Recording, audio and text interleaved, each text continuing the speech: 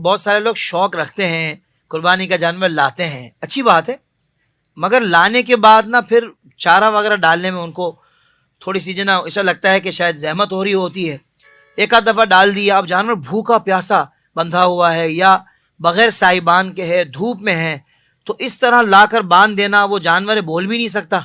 تو ایسے لوگوں کے بارے میں آپ کیا ارشاد فرمائیں گے؟ کیا احتیاط کرنے کی ضرورت ہے؟ دیکھیں، نبی کریم علیہ الصلوۃ والسلام ایک مرتبہ جو ہے وہ انصاری کے باغ میں تشریف لے گئے. جی تو وہاں پر اونٹ موجود تھا جس نے سرکار علیہ الصلوۃ والسلام کو جب دیدار کیا نا تو سرکار کی بارگاہ میں روتا ہوا حاضر ہوا اور سرکار علیہ الصلوۃ والسلام سے کچھ گزارشات پیش کی. جی تو سرکار علیہ الصلوۃ والسلام نے فرمایا کہ اس کا مالک کہاں ہے؟ تو ایک شخص حاضر ہوا، کہا کہ یا رسول اللہ میں اس کا مالک ہوں. تو سرکار علیہ السلام نے فرمایا کہ یہ اونٹ جو ہے نا تمہاری شکایت ہم سے کر رہا ہے کہ تم اس سے کام بہت لیتے ہو، اس کو تھکا دیتے ہو اور اس کو کھانا نہیں دیتے. اللہ اکبر.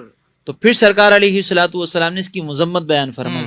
اسی طریقے سے ہم دیکھیں کہ سرکار علیہ الصلوۃ والسلام نے ایک بنی اسرائیل کی عورت کے بارے میں ذکر کیا کہ بلی پر ظلم کرنے کی وجہ سے، اس کو کھانا پانی نہ دینے کی وجہ سے جب وہ فوت ہوئی، بلی اگر مر گئی تو اللہ تبارک و تعالیٰ نے اس ظلم کی وجہ سے اس کو جہنم میں ڈال دیا. تو جانور کو جب لاتے ہیں نا تو ہماری یہ ذمہ داری ہے کہ ہم اس کا خیال کریں.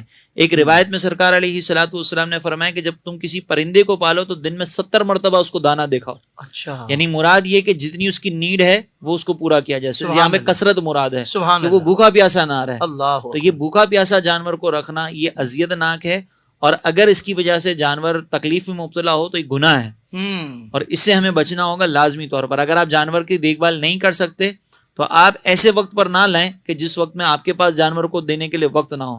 آپ عید سے ایک دن پہلے لائیں، اس کا تھوڑا بہت دھیان رکھیں اور پھر اس کو ذبح کر دیں. لیکن یہ جو انداز ہے ہمارے یہاں پر یہ غلط ہے. اس کے علاوہ بھی دیگر طریقوں سے اگر کوئی تکلیف پہنچاتا ہے تو بہرحال اس کی ہم مذمت ہی کریں. یعنی بہتر یہی ہے کہ بھائی آپ جلدی لائے ہیں تو اس کی خدمت کریں، اس سے انسیت جی بڑھ جائے آپ کی، پھر اس کو اللہ کی راہ میں قربان کریں تو کیا ہی بات ہے. صحابہ کرام باقاعدہ کہتے تھے کہ ہم جو ہے وہ مدینہ طیبہ میں قربانی کے جانوروں کو پالتے تھے اور ان کو خوب فروا کرتے تھے اچھا، اور پھر ذبح کرتے تھے. سبحان اللہ. یا تو اب یہ انداز اپنا ہے بہت کہ اچھا. جانور کا خیال رکھیں اچھے طریقے سے، اور اگر نہیں کر سکتے تو پھر آپ ایسے وقت پر لے کر آئیں کہ جانور کو زیادہ دیر آپ اپنے پاس نہ رکھیں ٹھیک ہے. اور جلد از جلد اس کو پھر قربان